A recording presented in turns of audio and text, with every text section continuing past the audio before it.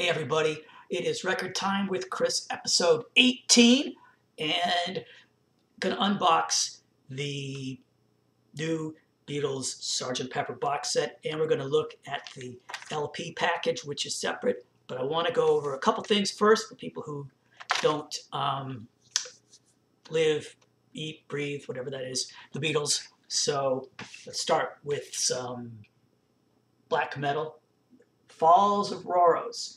Now that sounds familiar. That's a location in the Lord of the Rings. It's where something very black and nasty happens there, like the album cover here. Now, I'll show you the record. It's a clear vinyl, but a little bit on the milky side. And it's got that kind of Celtic knot cross thing on both sides. It comes with a nice heavyweight, it's got the lyrics on the back, and as you can see from the band photo, they're all kind of hidden, hard to see, it's blurry.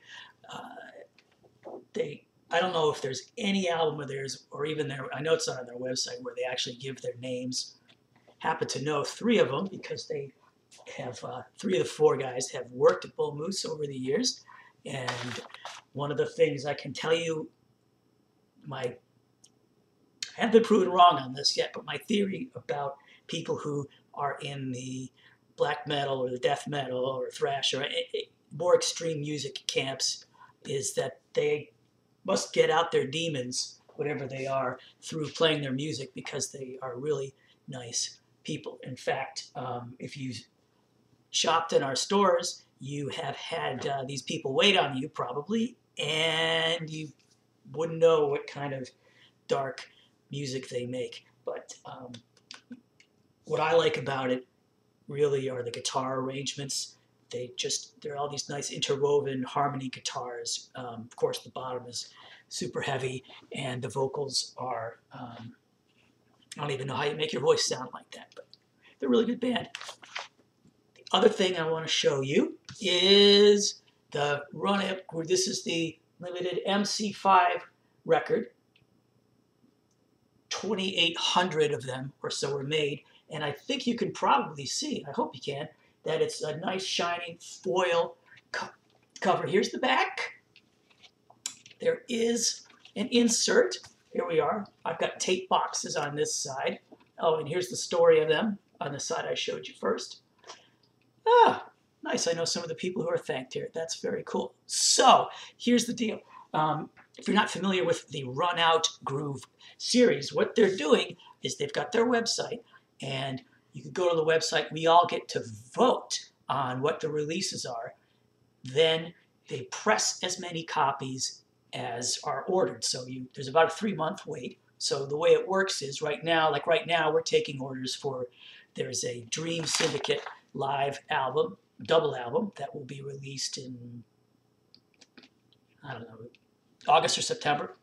And however many we order is how many we're going to get. They don't press extras, so what it is what it is. So we did get a few extras of this just in case. So probably other stores did too. So if you want this cool, I'll tell you what it is in a second. If you want this, you still have a chance to get it because it's only been out about a week.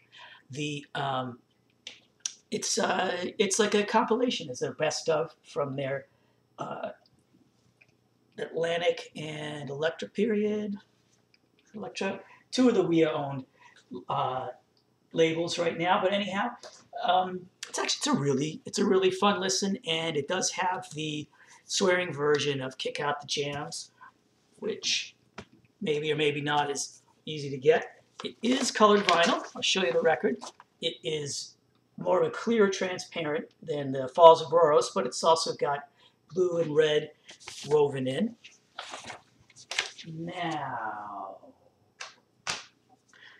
oh yeah, so Beatles, I guess, right? But, oh, you know what I wanted to mention? Check our email on Monday or the contest section of our website, because we just found out we're going to be giving away a test pressing of the new Roger Waters album. It's not going to be the giveaway on this video. I haven't Beatles-related giveaway for this video. So make sure you keep looking out for the Roger Waters one. And now I guess we can move right into the Beatles information. So let's do it. All right. I just saw this morning, actually, that Omnivore, which is one of the best reissue labels around, and they dabble in some new stuff too, they have an Arthur Alexander compilation coming out. And I know it's on CD. I don't know if there's vinyl for it.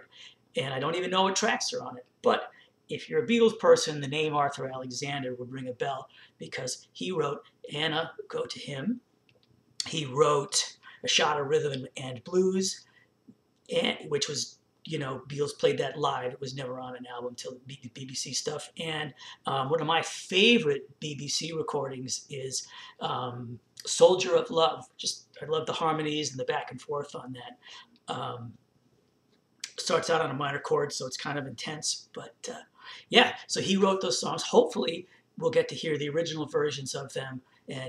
But whatever it is, we know that Omnivore will put together a really great compilation. So keep your eyes out for that, even if it doesn't have all the stuff the Beatles covered. But, you know, the Stones covered one of his songs. Bob Dylan covered one of his songs. So even if you don't know him, I mean, I don't know what he sounds like, but I know what his songs sound like. And I bet you it's some great soul. So rhythm and blues. So I'm looking forward to it. And that's like August or July or something. We've got months to go. All right. So let's get to the Sgt. Pepper's Lonely Hearts Club Band thing. Here we go. Here is I'll start off with the label that is on the double LP package.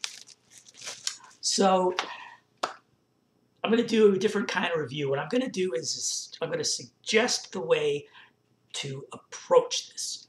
So I think you should start by just clearing an hour of time and start with the record. Start with the stereo mix, the new stereo mix. Start with the record. You will probably find that you're not going to want to look through the package. You're just going to want to sit down. I found it an absolutely thrilling experience to listen to the album. Obviously, like probably anybody who's watching this now, I've heard those songs a gazillion times. I know this album backwards and forwards. Probably even tried to listen to the Inner Groove backwards. And, you know, mono, stereo, the different mixes that were on Yellow Submarine Songtrack. And, you know, just like you, I was blown away. I was blown away. It was so exciting when Sgt. Pepper, just, you know, the opening track comes in, when you, goes dum dum tap. That snare is so crisp and exciting, and then when the lead guitar comes in, it's just, it's amazing. It's so good. And then, well, anyway, you will not be able to do anything else when you listen to this. So don't even try. If you can't wait, like you're driving home from the store and you want to listen and you bought the box set, which I'll show you later, don't put on the stereo album CD. Put on one of the outtakes CDs if you want. Do that. Save this for when you can focus on it. It's that good. Yeah, I mean, I am just blown away. So overall, the sound is, as you can imagine, it's clearer and sharper.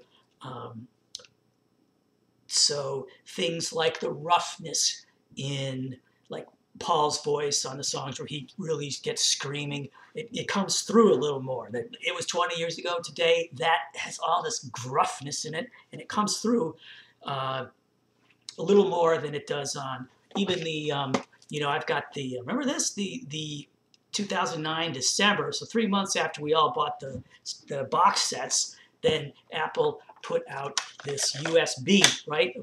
Remember this? I don't know if many people saw that, but it was, higher resolution than the CD, which is why we got it. And the stem of the Apple comes out, and the whole stereo catalog is on this little thumb drive. And, well, if they do every album like they've done with this, you won't really need that anymore.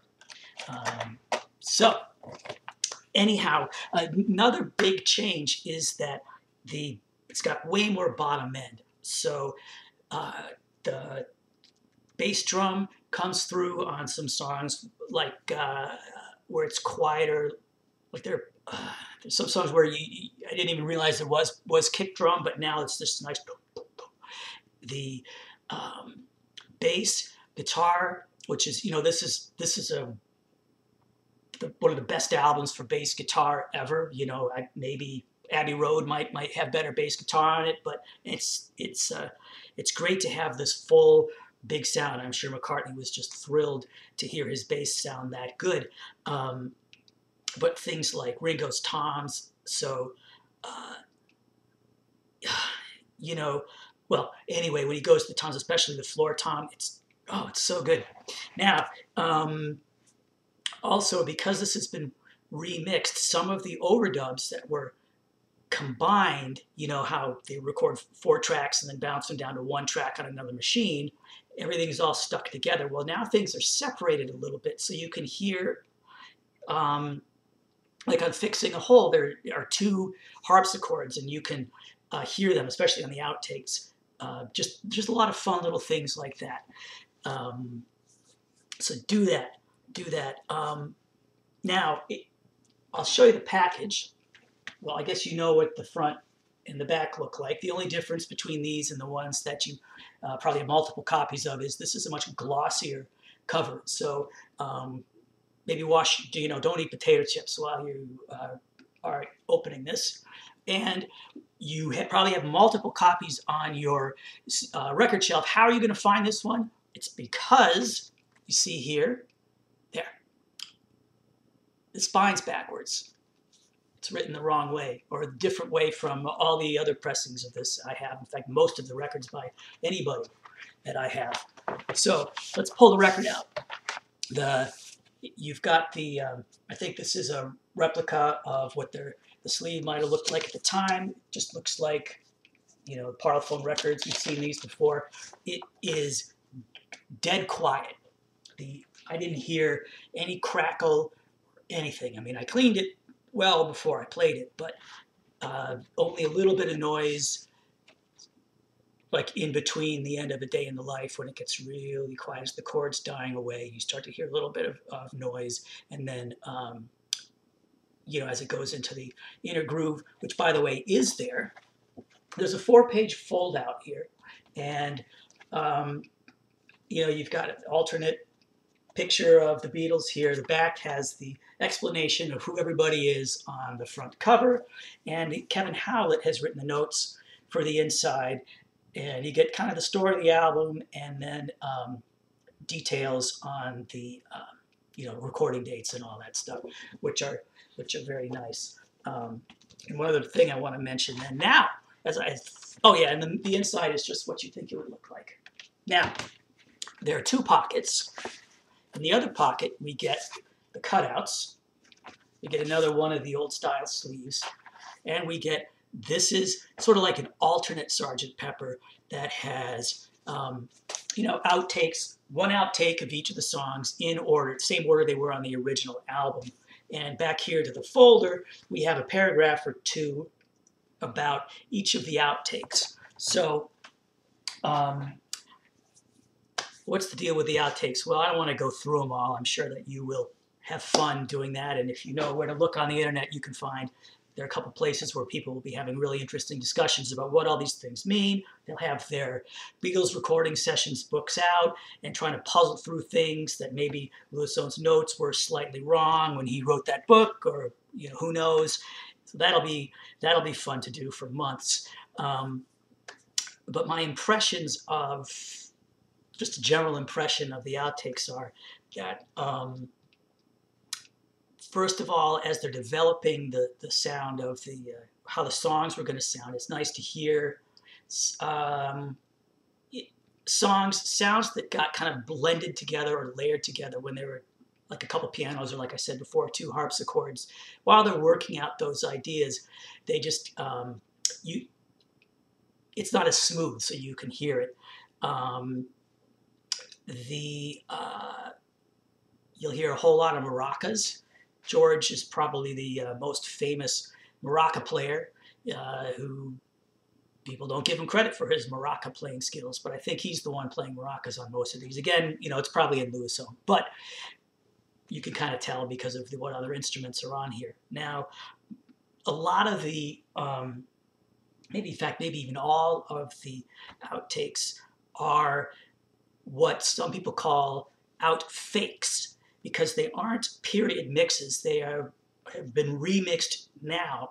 They're contemporary remixes done by Giles Martin that are intended to replicate the state of the tapes at the time. So just to give you an example, the opening Sgt. Pepper, so like the first day they did the rock band instruments. Then like a month later they came back and put in the vocals, and then another time they came back and put the sound effects and the brass in there. So you can imagine rough mixes being made and taken home by the Beatles between each of those, after the day's work was done. So what we have is on this is like it's a nicely mixed rough mix of, if you can imagine, the state of the record after the vocals were added. So you've got all the Beatles' normal instruments. You've got the fixed up bass parts that McCartney probably did, and then you've got all the singing over the top, but you don't have the sound effects and you don't have the brass. So it's kind of like it was then, but it's a really pleasant sounding mix in a way that the rough mix would have been probably mono, and it would have been, on some tape that ended up on, who knows, the floor of John's psychedelic car, if he was being driven around then. Now, another thing here that I should point out is that there is a fair amount, especially, so it's hard to explain.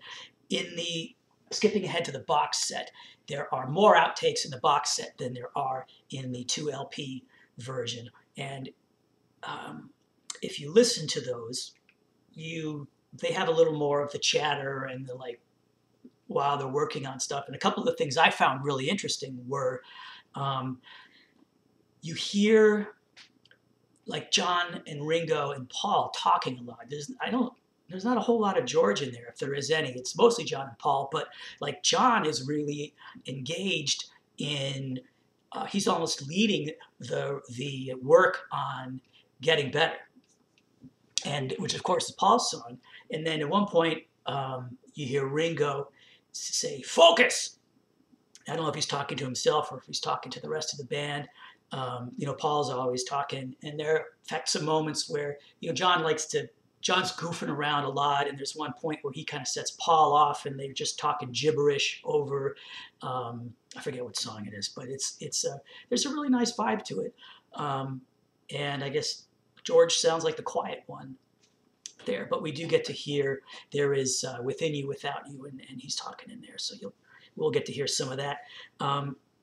You may be wondering back in the folder, what they talk about is, so Giles Martin points out that what he was trying to do with these stereo mixes was to capture the feeling of the original mono mixes more than the stereo mixes. And he pulls out the old story of how the Beatles were paying more attention to the mono mixes. They weren't present for the stereo mixes, et cetera, et cetera, et cetera.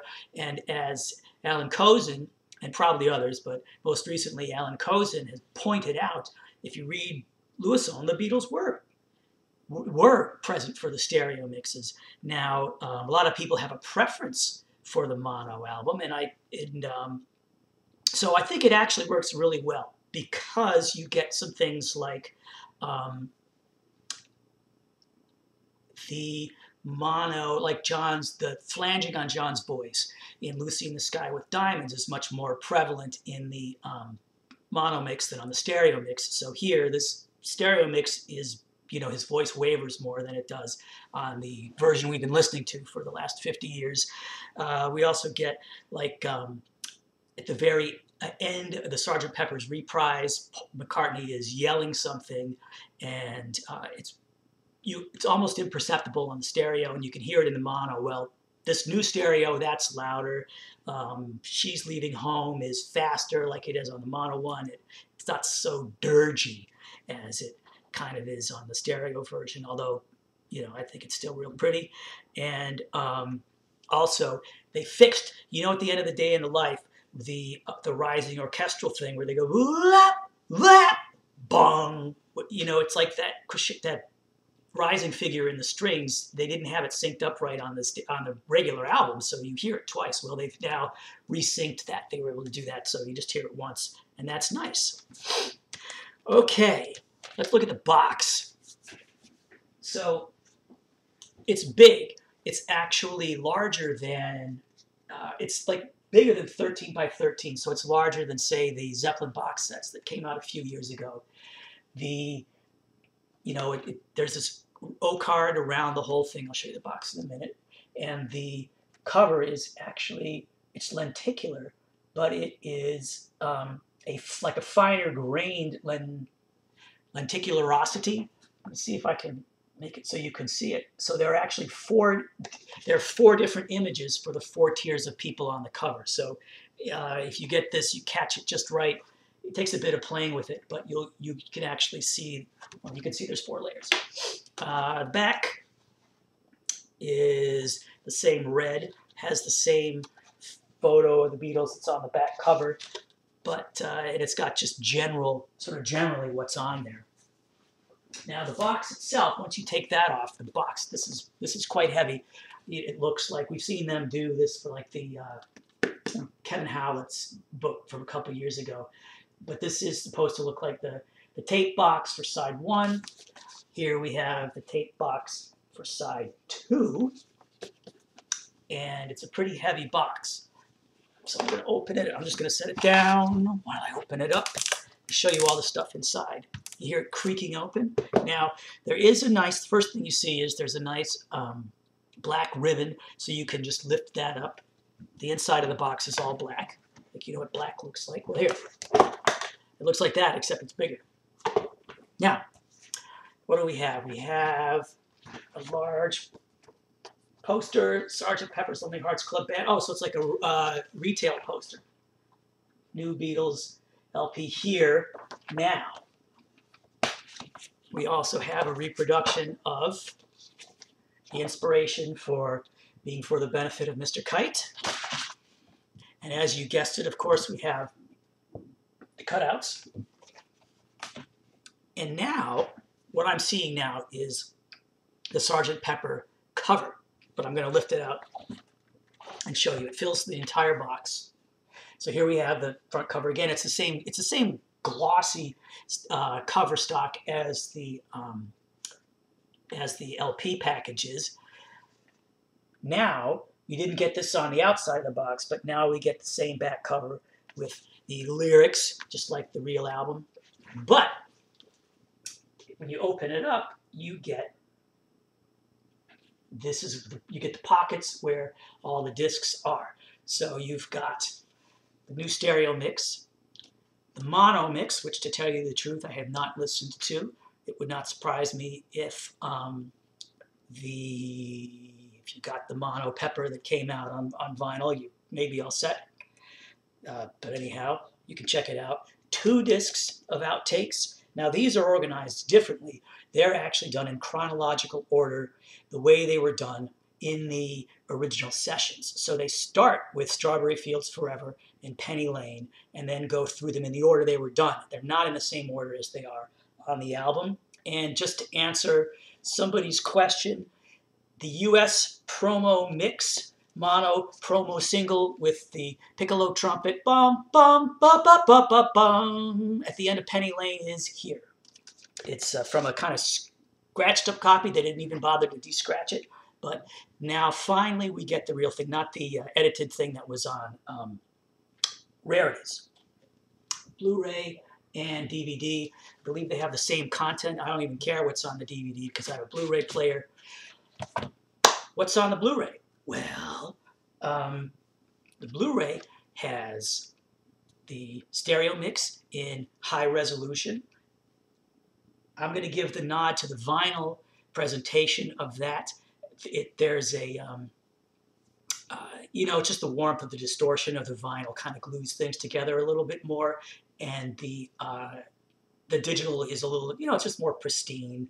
It's, well, anyway, the difference between the two sound the way that you would expect them to. There are the promo videos in there for Strawberry Fields and Penny Lane. You've got a 5.1 mix. Now, here's the thing. I was most excited to hear the 5.1 mix, to hear it in surround sound. And I listened to that before I listened to the record. And I got to say, I was initially let down. I'm a big fan of I've listened to a lot of the DVD audio and SACDs and Blu-ray audio of different. I just love the surround sound, and it's a great way to listen to music. If the person who mixed it into surround had enough material to work with. So Pink Floyd, yes, the bands with a lot of layers. All of the prog metal bands of today, those sound fantastic because they can really immerse you because there's enough stuff, or they can use delay and reverb to move the sounds around. That wasn't done here the way it was done on Beatles Love. And I think that was the right decision because it would have changed the character of the album way too much to have, you know, things ping-ponging around too much. Well, it's not ping-ponging it, but, well, there's only so far you can go without going way beyond the intent of the Beatles. So what you have is, it's more like an expanded stereo. There are things in the surrounds, but it's, you know, it's just this, it's like the stereo presentation, except it wraps around you a little bit more. But also at the end of Good Morning, Good Morning, you know, there's that famous moment where there's the chicken clucking that goes into the first guitar note of Sgt. Pepper's Reprise. Well, the chicken is so all the animal sounds start behind you, and they kind of go across and behind you over to here. So you got the chicken clucking, but then the guitar comes out of the center channel. So you have instead of, you know, the way that they are matched up on the original stereo mix. On the new one, actually, now the chicken's on just the left speaker, and then the guitar comes from either the center or slightly right of center. I know I'm totally nitpicking, but let's be honest, that's exactly what you're going to do when you get it. So I wonder if I left anything else out of here. Well, there's just a lot of cool stuff. Oh, there's like a making of Sgt. Pepper special. There's some other things in here. Yeah. Oh, right. And of course, I forgot the A Day in the Life promo film with all the quick cuts and the you know, and the Mal Evans in there. So I'm going to pull on the little black. Here we are. There's that black ribbon I mentioned to you, and you can see nice. Oh, speakerphone. Hang on. Hey, wasn't robbed this time, Robert. Okay, so we have a nice thick book, 3/8 of an inch thick, and it is exactly what you would hope. The end papers, of course, make sense. And so you get a page on every song with something, either the handwritten lyrics or like the engineer's notes of what's on what track. Kevin Howlett wrote this again. There's a lot of detail, a lot of cool stuff. I mean, it's and obviously plenty of photographs. I haven't, you know, I was gonna look at this while I listened to the vinyl, but the truth is, like I said before, I was just so drawn in by the music. And you think, I mean, what have I heard this 1,000 times over my life? I don't know. So I hope you enjoy this. And if you are considering, my last word here is if you are considering purchasing the vinyl, but you're thinking maybe you don't need it, well, if you've got the extra $35 or $40, do it. I swear. So, anything I forgot? Oh, no. But the giveaway. So here's the Beatles giveaway. I'm pretty sure this is still sealed up. but you can win this. Just put down in the comments if you want. Oh, and I'll be reading the comments tonight and tomorrow. So, if you want to have a discussion of what's this like, what's that, make sure to put them down there, and I'll check it out. So I think this is the display box, like a counter display box, extra one that we had for the 2009 stereo remasters. The CDs, I think the CDs went in here just because it's shipped from EMI, and the ship date is 4 September 2009. Of course, 9909 was the date that those were released.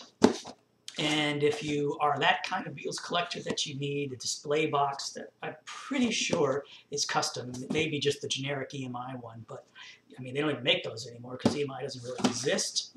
And yeah, here we go. And the only thing that I find interesting about, the other thing I want to point out is if you can see here, it says Sony part number on it. So did Sony, I mean, if they invented the Blu-ray and SACD, did they also invent the cardboard, this particular counter display box? So let me know if you want this. It's a piece of Beatles history that might be hard to find. And it might be something entirely different. I don't know. But like I say, we'll be back next week. I hope until then, I hope you're listening to something awesome, and it's probably going to be Sgt. Pepper, so I feel pretty...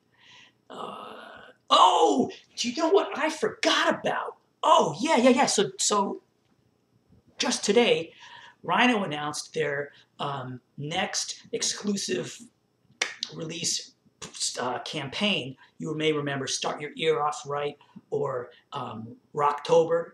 These are where they have, for like a whole month, they spread out and have a bunch of like record store day type releases, but any store that wants them can have them.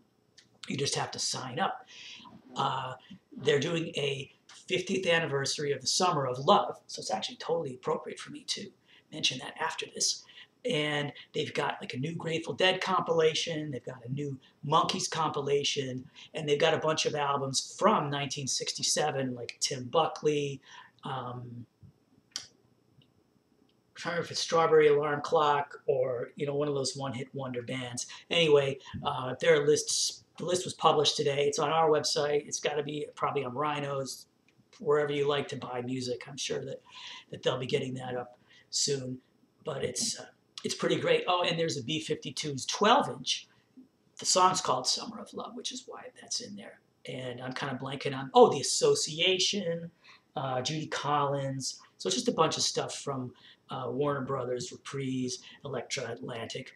Speaking of Atlantic, there's a Aretha Franklin record in there. But like I said, there's the details. Oh, there's a new Nuggets, and there's some other compilation of lovey-dovey type stuff as well. So plenty of cool things to choose from in that sale. But first, we got to get through Pepper. So, hey, I'll catch you next week, and enjoy whatever you're listening to. So long.